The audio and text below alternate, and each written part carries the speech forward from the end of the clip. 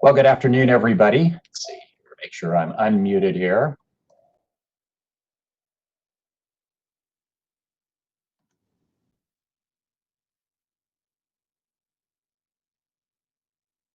All right, good afternoon. Hope you can all see me here. Sorry about the last minute problem with our camera here. We were all ready to go, and one of our presenters' cameras died. We couldn't get it to connect, so we had to do some scrambling, and literally it involved Travis Brower running up and down the stairs and sending PowerPoints by email, and he gets his exercise badge today. So good on you there, Travis. So what we're doing today is we're going to have Stephen Hamlin, Odot's budget manager or budget officer, and Travis Brower, is one of our assistant directors, present on really what we are facing as an agency in terms of funding in the future. Now, the presentation lasts a few minutes. They're going to run through a PowerPoint and then really open it up for questions. And we are using Slido for that. So hopefully you got the information on how to use Slido. And if not, we can send that to you, or we can put it in the chat here on YouTube. So you can ask questions. We've got some questions already on there, so we're thankful for that, and we're going to continue to collect those questions during the presentation, and then Travis and Stefan can answer those questions. So at this point, I'm going to try to turn this over to Travis.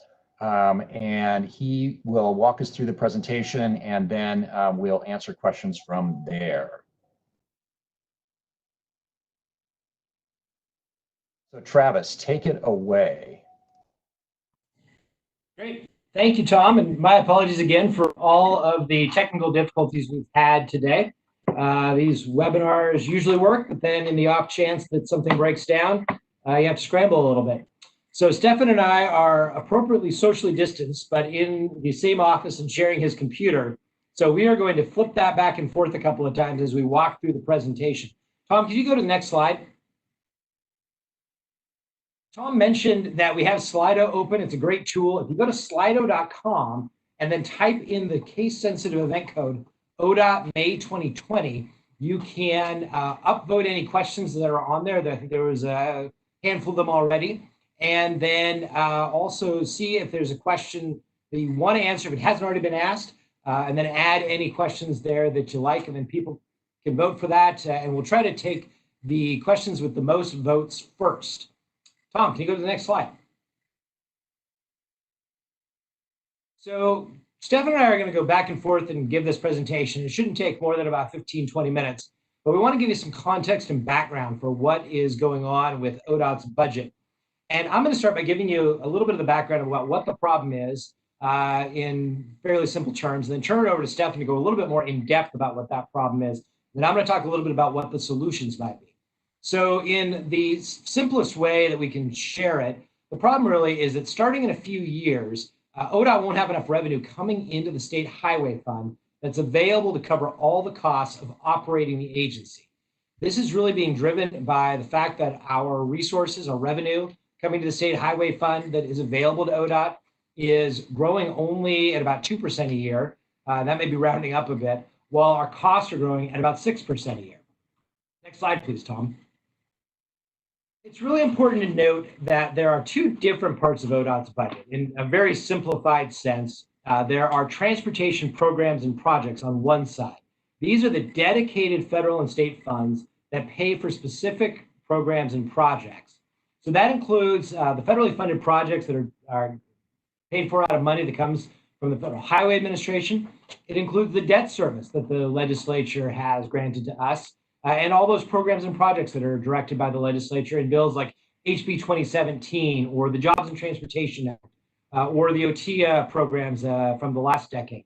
It also includes all our transit and rail programs that are paid out of dedicated federal and state funds, as well as our transportation safety programs that are paid for by the National Highway Transportation Safety Administration, as well as through some state funding as well. On the other hand, our other side of our budget, our agency operational budget. This is the state highway fund dollars that are available to run the agency. Really what's left after all those other things that the legislature has set aside, what we have available at that point. So that includes our maintenance and operations forces. Those are our crews that are out there on the road on a day-to-day basis, patching potholes, clearing snow, picking up dead deer, all those things that are necessary to keep the highways open and safe for the traveling public on a day-to-day basis. It also includes our revenue functions, the DMV and Commerce Compliance Division, which collect revenue that is shared between ODOT and cities and counties. It also includes all those shared service and administration functions for us, things like information technology and HR, procurement, our director's office staff, all those folks who provide service across the agency. And then it also has some parts of the Delivery and Operations Division, what we used to call the Highway Division, as well as the Policy, Data, and Analysis Division. So those agency operations costs are generally going to the salary, benefits costs of the agency, as well as for all those functions that we can't pay for or don't pay for out of our federal funds. Now, the important part to know is that it's that agency operations costs where we have the shortfall. We just don't have enough revenue to pay for all those things going forward, starting in about 4 years, without taking some steps to bring our revenue and expenditures into alignment. On the transportation projects and program side, we actually don't have a shortfall. It's not to say we have all the money we need to do all the things we want to do, but we don't have a real shortfall that is going to cause us to have any significant budget reductions there. So the problem really is on the agency operations side. Now, I'm going to turn it over to Stefan and let him walk you through that problem.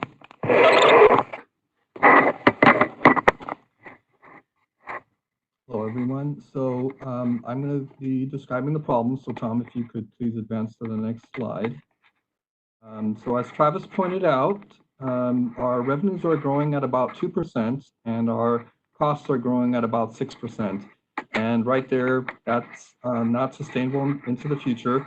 And so that's really the problem that we're facing. So a question that you may be asking, if we go to the next slide, Tom, is we just received a whole bunch of money in House Bill 2017. So how could we have a problem? Well, let me walk through that with you guys just a little bit. ODOT receives about 50% of all the funds that are raised through House Bill 2017. The other 50% goes to cities and counties. Of the 50% that comes to ODOT, almost all of it is dedicated to different sections. So there's starting at the top, small city, and working our way around the circle to the right, all of the programs in the darker and in the blue slices are called out specifically by the legislature to fund the transportation projects that Travis mentioned. Just the yellow slice, the maintenance slice, which is about 6% of the 50% that ODOT gets, is going to what we call agency operations. So even though we got a whole bunch of money, it was all earmarked to these categories that we cannot use to fund our agency operations costs with. So next slide, please, Tom. This slide here shows our debt service and how it's growing. So back on the far left side, back in 2000, we had no debt service to speak of. But then with OTIA 1, 2, and 3, with the Jobs and Transportation Act, and we also had some facility and transportation go bonds, and soon to be in the very near future, House Bill 2017 named projects, we're going to be bonding for those. We are rapidly approaching having to spend somewhere in the neighborhood of $250 million a year to pay down the debt service. That equates to about 1 in 5 state dollars that we raise that we have to spend on debt service. This is like your mortgage. We don't really get a choice. We have to pay this bill. And so that's a pretty hefty sum that we're having to pay. Tom, next slide. So back to our problem. The green line here is our revenues, and that's growing at about 2%. And the red line is growing at about 6%. That's our expenditures. And as you can see in 2021, which is next year, we actually the expenditures start exceeding our revenues, and they don't come back together, those lines. And so we have, so we're starting to face the problem right now. However, on the next slide, we will show that we have reserves that we have in place that will help us to get all the way out to 2024 to before we start going into the zero line.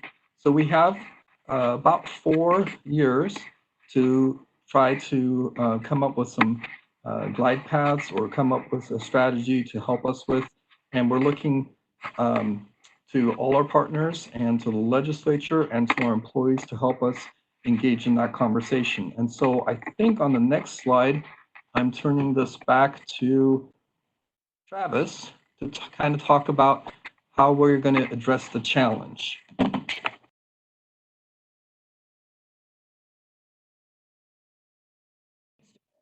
Appreciate that. And Tom, if you could go to the next slide. So we at Odot have been grappling with this challenge for the last several months and working through our agency leadership orders as our internal executive leadership team here in the agency to work on how are we going to approach closing this budget gap? How are we going to adapt to these new fiscal realities? And so the agency leadership board has laid out 5 different strategies for closing the gap that I'm going to run through real quickly with you. So the first is to really focus limited resources on the most critical programs. Really focus on what are the core parts of our mission as an agency. What are those core programs that we must do? And in some other areas, we're going to have to look at reducing service levels or even stop doing some things that we may have underway right now. That's going to be a difficult conversation. So it's one we want to have with our stakeholders to ensure that we're understanding what the impacts of those services are on you. But we do know that we're going to have to adapt to those fiscal realities. The second is, I guess I'd give you an example in most of these areas. With focusing limited resources on our critical programs and stopping doing some things, one of the examples we've been using is that the DMV, for example, saved almost $1 million every biennium by stop mailing out the little address labels that you used to get when you change your address and put on your driver license. That was something that really wasn't deemed critical. So we went to the legislature, got that changed, and by not mailing out those address labels, we're going to save about $1 million every 2 years. So pretty significant savings from things like that. We're going to be looking for a lot of those opportunities going forward. The second is to become more efficient. The reality is that there are some things we're going to have to look at doing simply through innovation or doing things better that will save us resources, reduce the number of people who need to be involved in something. And so we look at opportunities all across the agency. But one example would be that the DMV is looking at putting more services online. So within about another couple of months, you'll be able to go online and be able to get a replacement license or ID card if you lose yours or it gets destroyed. That is something right now you have to go into a field office to do that. And that is a very expensive way of serving people. And it's also not as effective for our customers that compared to going online. So we're going to be looking at opportunities all over the place to become more efficient. Some of that's going to require investments in new systems, new IT systems that will help us improve our processes and in some cases actually be able to serve our customers better.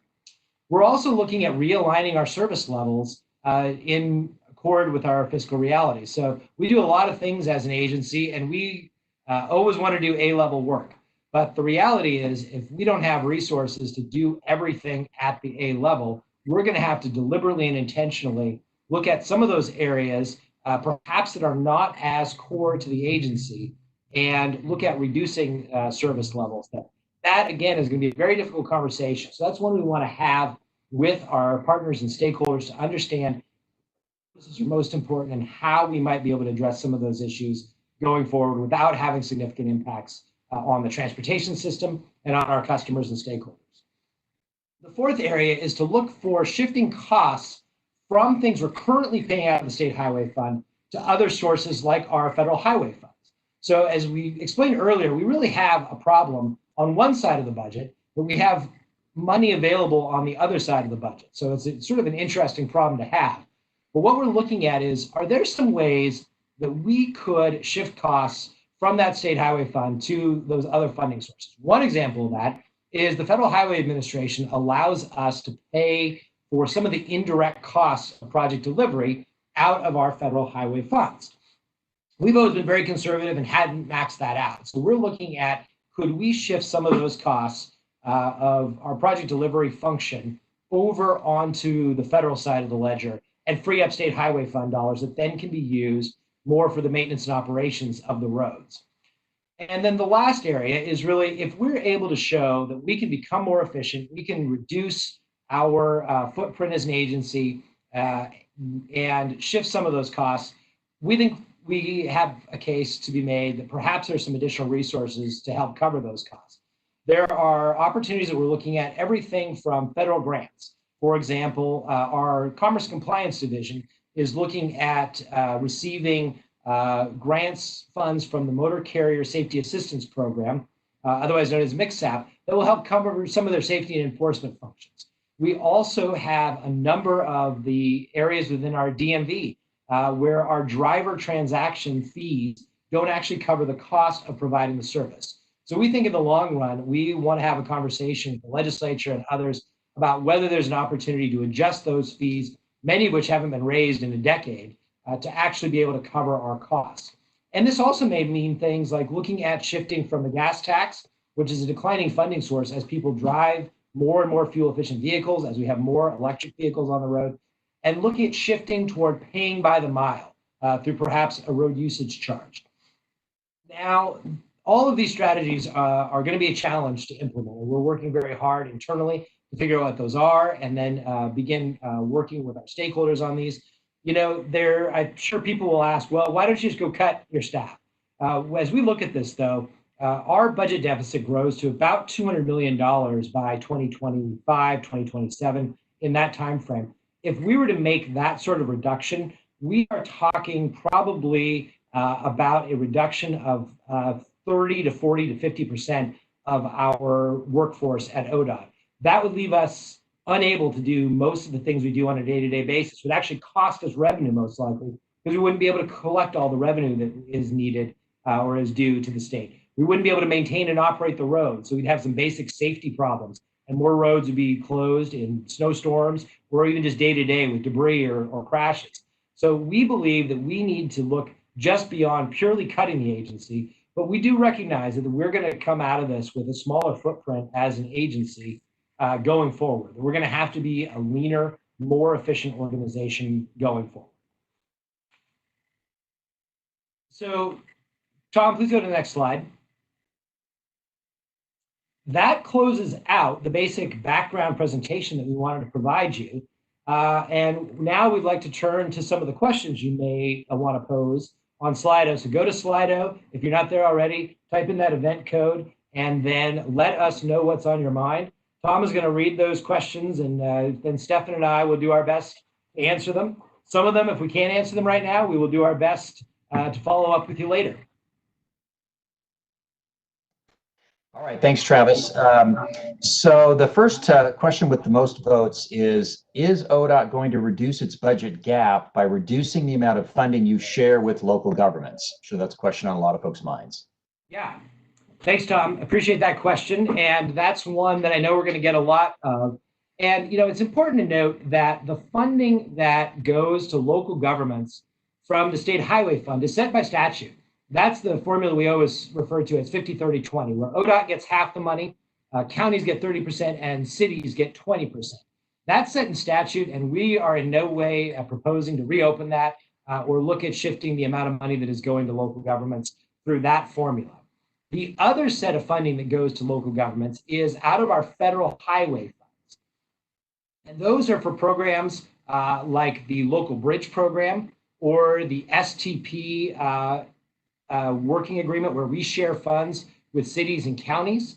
And so those are funds that's important to note that is on that left side of the budget. In that earlier diagram showing you the two sides of ODOT's budget, that's on the left side of the budget.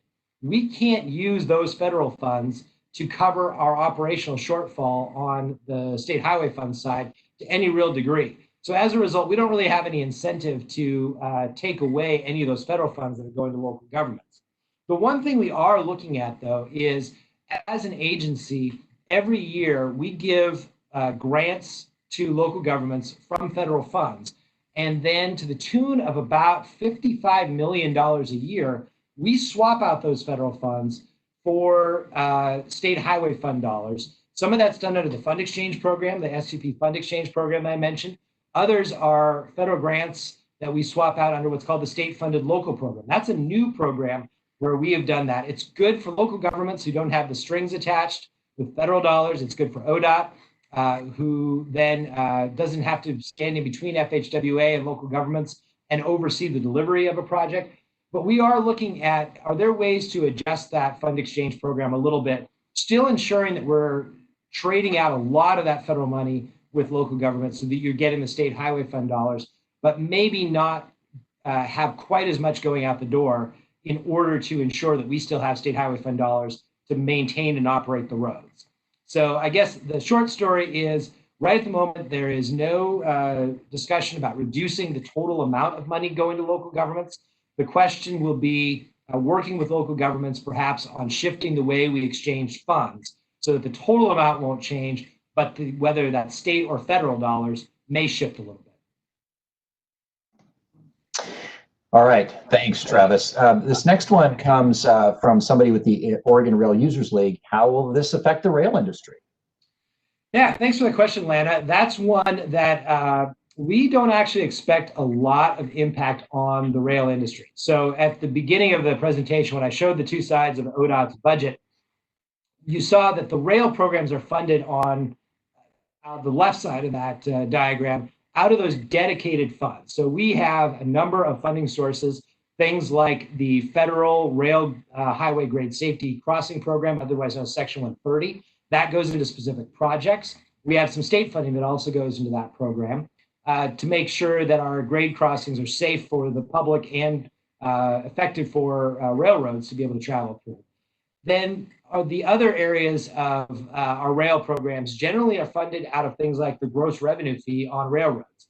That's not one of the funding sources that's really impacted here. So in general, I think the impacts to the rail industry from all of this will be relatively limited in general.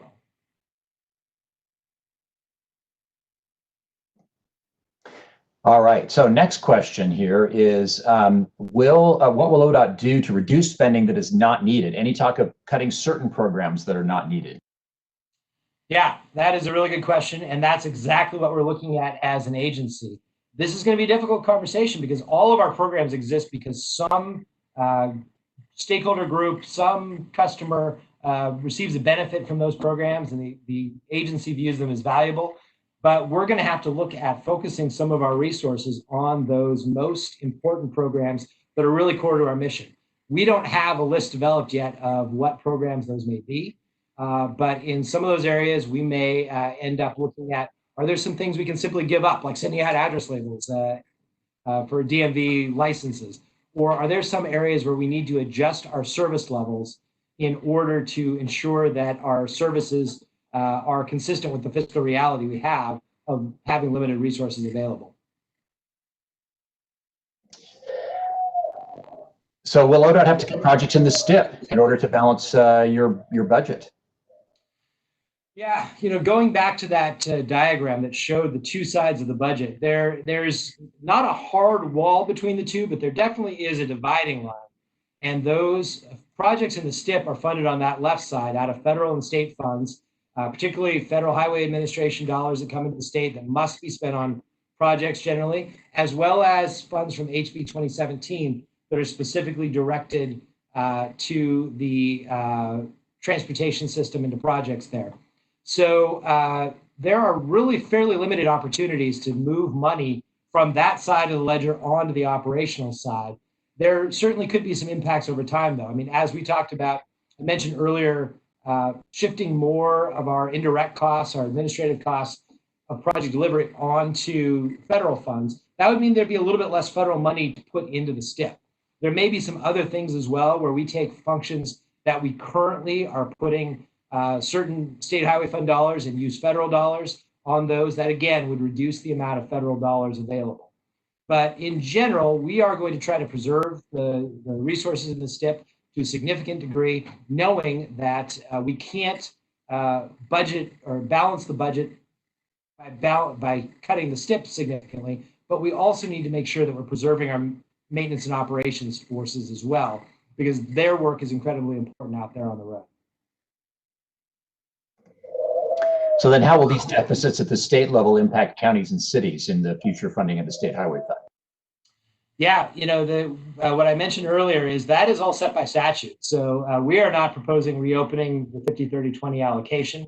That money goes out to cities and counties on a regular basis, routine basis through that 50-30-20 split. And we don't anticipate that there will be any change in that allocation, but we might have some changes in how we exchange funding for federally funded grant projects that we're currently awarding to cities and counties today. So that'll be something, a discussion we're opening up with the Association of Oregon Counties and League of Oregon Cities as we work to determine how we can best meet our needs and balance the budget without having a disproportionate impact on local governments.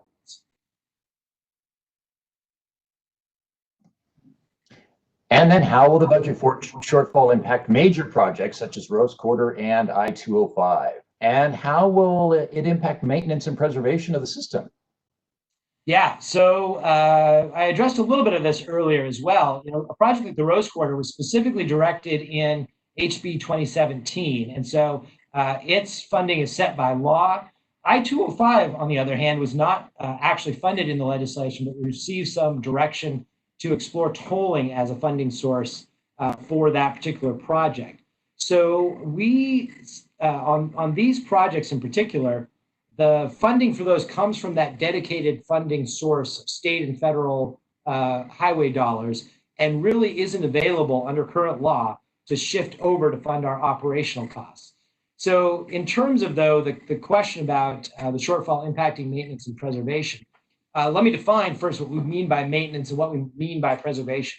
When we talk about maintenance, we are talking about highway maintenance done by Odot forces, the things like patching potholes, fixing guardrails, plowing snow, and that's not contracted out. Our preservation, on the other hand, is when we do major paving work, that's contracted out, and that's generally paid for out of our federal highway dollars or those dedicated project funds. Maintenance, on the other hand, is paid for out of our agency operational budget. So in this situation, we don't anticipate significant impacts to preservation. That's not to say that we have enough money for preservation, given the challenges with the federal level where our funding has been basically flat for about a decade, and where there's no Surface Transportation Authorization Act past September 30th. We may very well have some federal funding challenges that could translate into problems with our preservation work. Where the real concern is around maintenance, where our operational forces out there on the ground, on the road every day, who are maintaining and operating the roads, doing that basic work to keep them open and keep them safe, could be severely impacted. They are about half of the state highway fund dollars that we have for agency operations. The biggest portion of the ODOT operational budget is those maintenance and operations forces. So if we have to end up cutting significant amounts from our budget, if we're not able to find efficiencies and just need to go straight to cuts of our workforce and our costs, they will be disproportionately impacted, and we could see a significant reduction in our maintenance forces out on the road. How do you have a funding shortfall when, and this you kind of already addressed a little bit, but how do you have a funding shortfall when we just passed the largest transportation funding package in history? So maybe reiterate that a little bit. Yeah, so Stefan actually covered this a little bit earlier. What I may do actually is turn to Stefan and have him just reiterate a little bit what he said about how that works.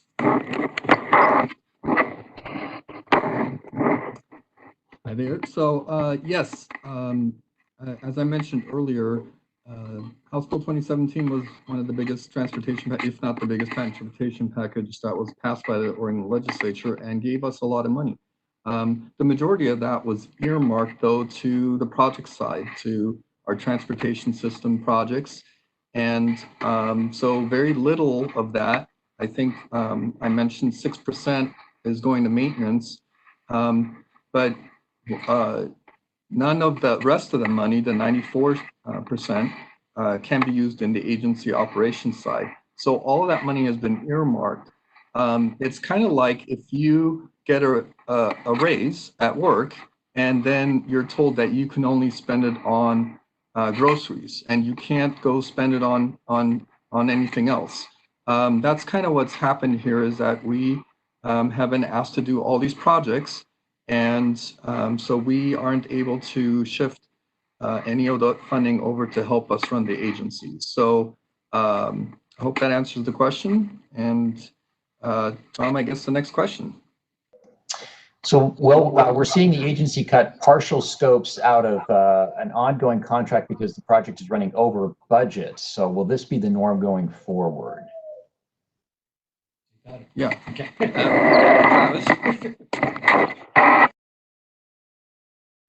The awkwardness of shifting the laptop back and forth. The best laid plans sometimes don't work out quite how you're expecting. So, this is something that we regularly have to do as we set a budget for a project. And then as costs escalate, we sometimes have to go back into the scope of the project and reduce that scope in order to bring it in within the budget that's been set.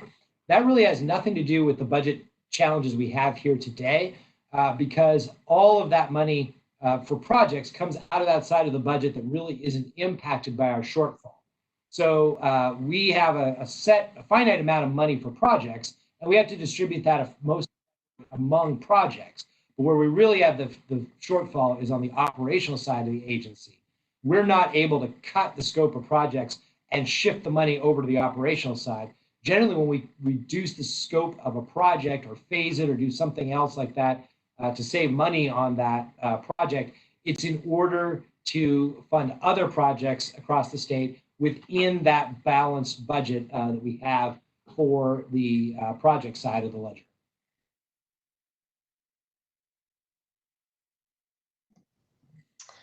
Can you cut whole programs and outsource if absolutely needed to private sector companies that then compete with each other for low bid jobs? Mm-hmm. We do an extensive amount of outsourcing. In fact, on our construction side, we are nearly 100% outsourced. We do a little bit of paving work in-house, but we generally outsource almost all of our capital construction work. We also outsource an increasing amount of our what we call A&E, the design and project development work for projects. Before HB 2017, we were outsourcing something like a third of our projects of our program. Now we're targeting going up to about 70%. So we've already significantly increased outsourcing. Going forward, we'll continue to look at outsourcing as a potential solution, and where we would need to find opportunities for outsourcing. If we were going to save money through outsourcing, it'd have to be in the operational side where we have our own staff that we would have to look at outsourcing. I don't know. We have not yet identified any opportunities there. In the past, we were directed by the legislature to look at a maintenance outsourcing program, and that didn't really prove to provide any real cost savings because of the way it was structured. So we will continue to look at ways that we can outsource various pieces of work, but knowing that there may not be a huge opportunity there, given how much of our overall agency budget is already outsourced to the private sector. So how about debt service? Is ODOT looking to refinance at a lower rate for any of this debt?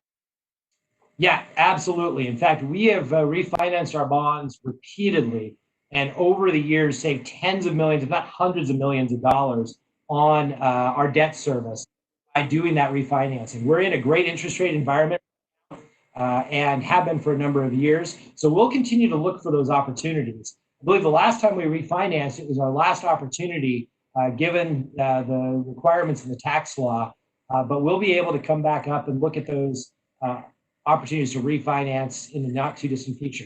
With bonds, it's just like a mortgage. So if you can get a better interest rate and reduce your interest rate, you can then save a lot on your monthly mortgage, or in this case, your annual debt service costs. And we're going to continue to look for those opportunities.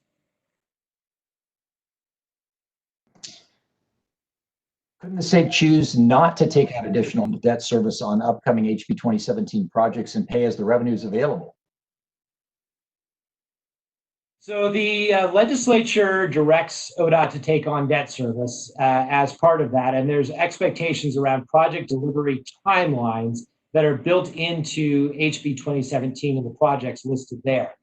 The reality is that we could certainly, with legislative direction, move from a situation in which we're taking on debt through bonds to pay for those projects to one in which we're a pay-as-you-go.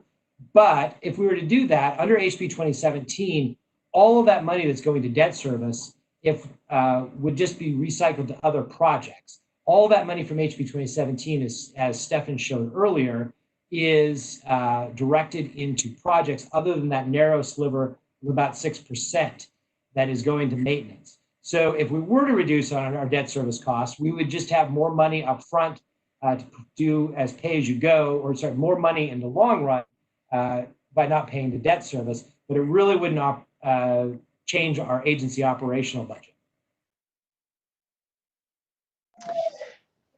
Will the 10.27% match from the local governments be increased, and does this apply to indirect costs as it may not be associated with projects?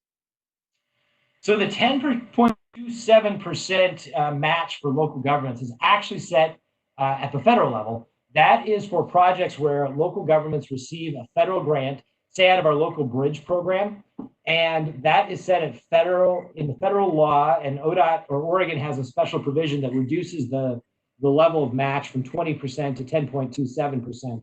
So we are not proposing to modify that, and again, it's set in federal law, so that's not really something that's within our purview. The funding gap appears to be based on rates associated with revenue and expenses. How does COVID-19 impact the budget? And is this accounted for? Yes, that's a really good question. One we've been getting a lot. As you can imagine, we're seeing traffic out on the roads reduce pretty significantly. Right after the governor declared her stay home, stay safe executive orders, we saw traffic decline by about 40%. And as a result, our fuels tax revenue also declined by about 40%. Now it's gradually ticking up over time as people get out more on the road and get out to do business. So I think last week we were down more like 28%, 27% in traffic volumes. That has had a significant reduction in fuels tax revenue. So in April, we were down a decent amount, and we project that we're going to be down a decent amount. The one good thing I will tell you is we have a very balanced revenue portfolio here in Oregon, with about 40% of our revenue from the State Highway Fund coming from fuels taxes, as well as additional dollars coming in from driver motor vehicle fees, and also from the weight mile tax. So while the fuels tax is projected to be down quite a bit, the other funding sources so far have shown a little bit more stability. And what our economists predicted early on in the pandemic, so it's a very rough estimate based on what we knew at the time and don't know the duration and severity, they're predicting about a $125 million revenue loss over the course of from March of this year through June of next year. So at that point, then we were predicting it would go back to about normal. That is a pretty significant amount of money. As you can imagine, $125 million is nothing to sneeze at, but it's only about a 6% reduction in the State Highway Fund dollars that we were predicting we would take in over that time. So as a result, we aren't predicting a significant loss of funding that will have major implications. It is, a relatively small amount in the agency's overall budget, but it's also definitely exacerbating our existing problem. Now, I should note, of that $125 million, because the State Highway Fund is a shared resource between ODOT cities and counties, ODOT's share of that loss is about $67 million, with about $55 to $60 million that will fall on local governments. So local governments will also see less revenue coming in. Now, all the numbers that we showed you today, the chart that Stefan showed of revenue, that includes that prediction of lost revenue from COVID-19. So we were already in a state of having a long-term structural budget deficit. COVID-19 didn't cause that, but it certainly has made it at least moderately worse in the short term. We're going to knock on wood and hope for all of our health and safety that COVID-19 gets under control and that the economic recovery, the economy comes back from that. But we will have some revenue loss that we're going to have to cope with and deal with in the long run. Given that you have a shortfall, are you more willing to do jurisdictional transfers to local governments? Yeah, ODOT is always willing to do jurisdictional transfers. We have a large number of state highways that operate more like main streets all across the state. And those are roads that in a lot of cases really would make more sense to be owned and operated by local governments. So we have oftentimes engaged local governments in those conversations. Sometimes there's roads that ODOT is able to transfer to local governments. Sometimes there's roads that we take. Other times we even have done swaps where a local government will get a section of ODOT highway and ODOT will take a road that is more like a state highway that maybe provides regional connectivity or that operates more like an expressway. So we're very open to those. And they certainly do reduce our cost of maintenance in the long run. The challenge, of course, is that for the most part, local governments want to get a road that is in good shape and that doesn't have a lot of challenges to it. So in HB 2017, there was a direction to do a jurisdictional transfer, and I believe it came with about a $20 million payment to that local government for taking on that road. In another case in HB 2017, there was a direction for ODOT to spend a little over $100 million on Outer Powell Boulevard, a road that has a lot of challenges that we have not kept in a great condition, and then transfer it to the city of Portland. So as you can imagine, certainly once we make those transfers, the cost for the agency's operations and maintenance budget does go down, but the cost of making the upgrades can be pretty significant up front. And so it doesn't necessarily pay for itself in budgetary savings. It may still be the right thing to do in terms of putting the agency in charge that really should be in charge of that road.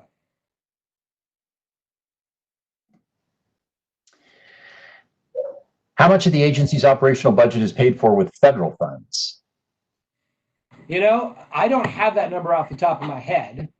Stefan is pointing at a famous chart we have called our sources and uses of funds. And it appears that of our total budget, about 31% is federal dollars. Now, remember showing that chart at the beginning, most of that is going to programs and projects, not to our operational budget. So if you were to actually zero in on our operational budget, it would be a much smaller portion of that overall. Federal funds do help pay for some of our program staff in our public transportation division. A lot of our staff in our delivery and operations division do charge against federal dollars when they're doing project delivery. But for the most part, those federal dollars are going straight into grant programs for transit or other areas, or going into road projects or bike ped projects or other areas like that. So there's almost a neat distinction between federal dollars go to projects, state highway fund dollars to a significant extent are what pays for our operational budget. So I don't know if this is a significant amount of state highway fund dollars that goes into projects as well. So I don't know if this is related, but the question is, how does the state increase the amount of its operational budget paid for using federal funds? Yeah, I mentioned this earlier that we have the ability to use some of our federal dollars through what's called indirect cost allocation. So a really nerdy, detailed subject, and not one I could really walk you through the math. But basically, we can set up, based on our auditing of our costs, we can work with the Federal Highway Administration to set an amount that is going forward with that is allowed to be used for those indirect costs. We have always been pretty conservative and set it at a level that we think is less than what we really could defend. So we're going to be working with the Federal Highway Administration to see, could we put more federal dollars into that indirect cost allocation to pay for those indirect costs of project delivery. And that would allow us to use our state highway fund dollars for other things. So will this affect the discretionary programs that the OTC approves, such as the Safe Routes to School, non-infrastructure program, or transportation options? Yeah, those again are ones that are funded out of our dedicated federal and state dollars. So the Safe Route to School non-infrastructure program is paid for out of federal highway funds that really can't be used except with those extremely limited cases for those agency operations costs. And the same with the transportation options is funded out of those federal highway funds. So I would anticipate relatively limited impacts on any of our federally funded programs that are going out as grants or discretionary programs or projects on the transportation system. So final question, will increasing the fund exchange program help with the projected shortfall? Yeah, this is something I talked about a little bit earlier. Well, actually, increasing the fund exchange program would actually increase our projected shortfall, because what we would be doing would be giving more of our scarce state highway fund dollars out and keeping more of those federal funds. So what we're looking at doing is figuring out, are there some ways that we can rebalance and perhaps not exchange quite as much with local governments, knowing that we're sending about $55 million a year out in fund exchange, and perhaps rebalance a little bit, and finding some projects that we can keep as federal projects would actually reduce the amount we're sending out and allow us to hold on to some of those dollars that we can then use for maintaining and operating the transportation system.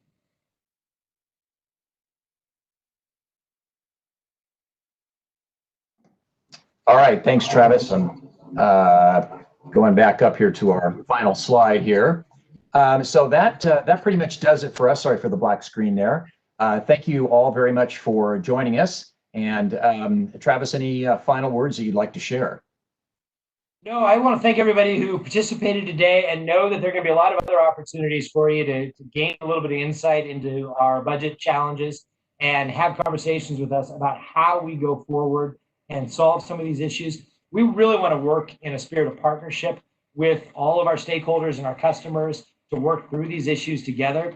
When our agency leadership board came together and laid out the principles and strategies we're going to use to, one of the key principles that we use is remember the customer, so that we are not just going to do what we think is in the interest of the agency. We want to do what's in the interest of the state as a whole, in the interest of the transportation system, in the interest of our customers and stakeholders, knowing that we want to work with you in a spirit of partnership to resolve some of these issues. That doesn't mean we're not going to have to make some very difficult choices, because we are. Our fiscal realities are such that we have to make some very tough choices to reduce some programs, to reduce spending in some areas, and all those programs have people that view them as very important. We want to work with you and work to find out, are there ways that we can adjust our budget in ways that have a significant impact on our partners and stakeholders. So that's our commitment to you, and you'll continue to hear more from us. Feel free at any point to reach out, ask us more questions. I'm always happy to chat with folks about this, and we want to make sure that we're keeping that open and transparent dialogue going with everyone across the state. All right, thank you, Travis. Thank you, Stefan. And thank you, everybody, for watching today. This concludes our webinar.